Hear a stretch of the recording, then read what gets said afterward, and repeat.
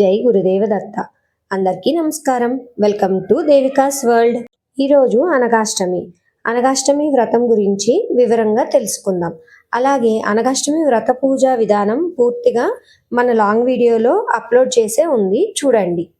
ఆ long video link వచ్చేసి channel name కింద ఉంటుంది, చూడండి. ఇప్పుడు మీరు చూస్తుంది అనగాష్టమి వ్రత యంత్రం. ఇక్కడ వచ్చేసి మనము ఫస్ట్గా పీఠం ఏర్పాటు చేసుకొని ఈ రకంగా ముగ్గు వేసుకోవాలి. ఈ రకంగా ముగ్గు వేసుకున్న తర్వాత మనం ఒక్కొక్కటి ఇక్కడ 1, 2 అని నంబర్స్ ఇచ్చారు కదా, ఆ ప్లేస్లో మనం అష్టసిద్ధులని స్థాపించుకోవాలి. నేను ఈరోజు ఈ వ్రతం చేసుకున్నా, పూర్తిగా చూపించట్లేదు, ఆల్రెడీ వీడియో ఉంది కదా అనేసి ముందుగా గణపతిని చేసుకొని పసుపు గణపతికి పూజ చేసుకున్నాను. ఇక్కడ అదే మీకు చూపిస్తున్నాను. చాలా సింపుల్గా చేసుకున్నా, కొంచెం హెల్త్ బాగాలేదని. అలాగే ఇక్కడ నేను అష్టసిద్ధులందరినీ పెట్టుకున్నాను. అంటే ఫస్ట్ కింద కాయిన్ పెట్టుకున్నా, కాయిన్ పైన ఫ్లవర్ పెట్టుకున్నాను. మనకి మొత్తం 10 కాయిన్స్ కావాలి. 2 అనగా స్వామి, అనగా మాతకి, మిగిలిన 8 అష్టసిద్ధులకి. అదే ఇక్కడ నేను చూపిస్తున్నాను మీకు. మధ్యలో పెట్టుకుంది స్వామివారిని, అమ్మవారిగా మనం భావించుకోవాలి. ఇప్పుడు ఈ అష్టసిద్ధుల్ని మనం 8 దిక్కుల్లో ప్రతిష్టాపన చేసుకుంటాం. అంటే నాకు పూజ గది వచ్చేసి పడమర వైపు తూర్పు ఫేస్కి ఉంటుంది. అలాగే నేను పెట్టుకొని మీకు చూపిస్తున్నాను. ఎవరు ఏ ప్లేస్లో పెట్టుకున్నా మనకి ఈశాన్యం, వాయువ్యం ఇవైతే మారవు కదా, ఆ ప్లేసుల్లోనే పెట్టుకోవాలి. ఫస్ట్ వన్ వచ్చేసి అణుతర రూపముగా మారి అదృశ్యం అవ్వగలుగుట. ఇతడు అనగా దేవునకు ఈశాన్యమున ఉంటారు. ఇప్పుడు రెండవది లఘిమ అనిన సూక్ష్మ బుద్ధిని కలిగి అతి తెలివైన బహుశీఘ్రముగా సాధించగలుగుట. ఇతడు అనగా దేవునికి ఆగ్నేయంలో ఉంటారు. మహిమ అనిన జగములన్నిటిచే పూజలు అందుకొనును, శరీర బరువును పెంచగలుగుట. ఇతడు స్వామికి వాయువ్యంలో ఉంటారు.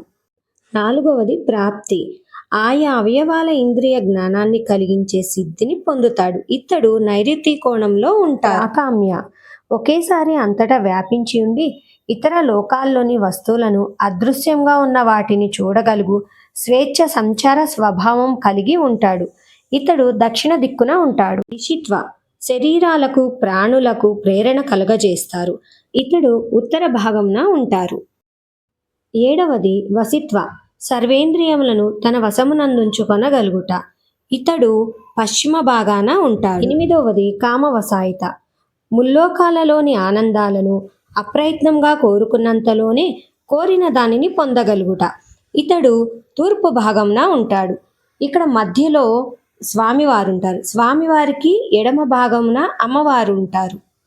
వీరినే అనఘా స్వామి అంటారు, అనఘాదేవి అంటారు. అనఘా అనగా పాపము లేనిది అని అర్థము. ఈ వ్రతంలో మరొక ముఖ్యమైనది తోరం.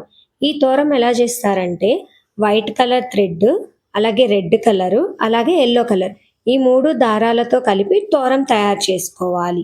ఒక్కొక్క దారం 3 పోగులుగా పోసి తోరం చేసుకోవాలి. ఆ తోరాన్ని పూజలో పెట్టుకొని వ్రతం అంతా అయిపోయాక మనం ధరించాలి. శ్రీకృష్ణ భగవానుల వారే స్వయంగా ఈ అనగాష్టమి వ్రతం గురించి ధర్మరాజుల వారికి తెలిపారు.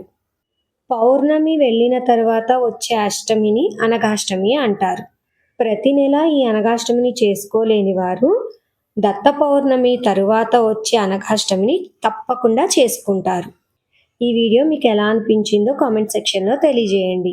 అలాగే మన ఛానల్ని మొదటిసారి ఎవరైనా చూస్తుంటే ప్లీజ్ సబ్స్క్రైబ్ చేసుకోండి. ఈ వీడియో మీకు నచ్చినట్లయితే ప్లీజ్ లైక్ చేయండి, షేర్ చేయండి. మీరు షేర్ చేయడం ద్వారా, అలాగే లైక్ చేయడం ద్వారా ఈ వీడియో మరొకరికి రీచ్. అలాగే ఈ వీడియో చూసి ఎవరన్నా అనగాష్టమి వ్రతం చేసుకుంటే ఆ పుణ్య ఫలితం కూడా మనకి దక్కుతుంది. ఈరోజు కాలభైరవాష్టమి అని కూడా అంటారు. అలాగే నేను కాలభైరవుడికి చిన్నగా ఏదో పూజ చేసుకున్నాను, ఇది గుమ్మానికి తగిలిస్తాను. జై గురుదేవ దత్త.